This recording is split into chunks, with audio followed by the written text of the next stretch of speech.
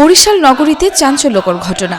মাসোহারা দাবি ও স্ট্যান্ড উচ্ছেদের অভিযোগে ট্রাফিক ইন্সপেক্টরকে অবরুদ্ধ করে বিক্ষোভ করেছে অটোরিকশা শ্রমিকরা। ঘটনাটি ঘটেছে নতুন বাজার পুলিশ ফাঁড়ির সামনে। কি ঘটেছিল সেদিন, কার দাবি সত্য, চলুন জেনে নিই বিস্তারিত।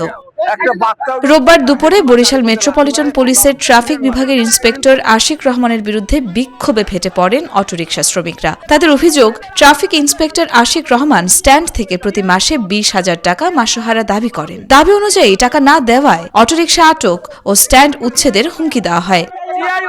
শ্রমিকদের দাবি, নতুন বাজার পুলিশ ফাঁড়ির অদূরে থাকা টেম্পো স্ট্যান্ড থেকে তারা দীর্ঘ 17 বছর ধরে জেলখানার মোড় ও বগুড়া রোড সহ আশপাশের এলাকায় অটোরিকশা চালাচ্ছেন। রোববার দুপুর 12:30টার দিকে টিআই আশিক রহমান স্ট্যান্ড সরিয়ে নিতে বলেন, অন্যথায় অটোরিকশা আটকের হুমকি দেন। এতে ক্ষুব্ধ হয়ে শ্রমিকরা তাকে অবরুদ্ধ করেন এবং অপসারণের দাবিতে স্লোগান দেন। পরিস্থিতি বেগতিক দেখে ঘটনাস্থল ত্যাগ করেন টিআই আশিক। তবে অভিযোগ অস্বীকার করেছে পুলিশ। নতুন বাজার পুলিশ ফাঁড়ির ইনচার্জ উপপরিদর্শক রেজাউল ইসলাম রেজা বলেন, এই অটো শ্রমিকরা একটু বিক্ষোভ করছিল। আমি দেখলাম যে এখানে অনেক লোকজন জড়ো হয়েছে। আমরা আসলাম, তাদের সাথে কথা বললাম, তাদের দাবি দেওয়ার কথা আমরা শুনলাম। সিনিয়র স্যারদের সাথে এই বিষয়ে কথা বলবো।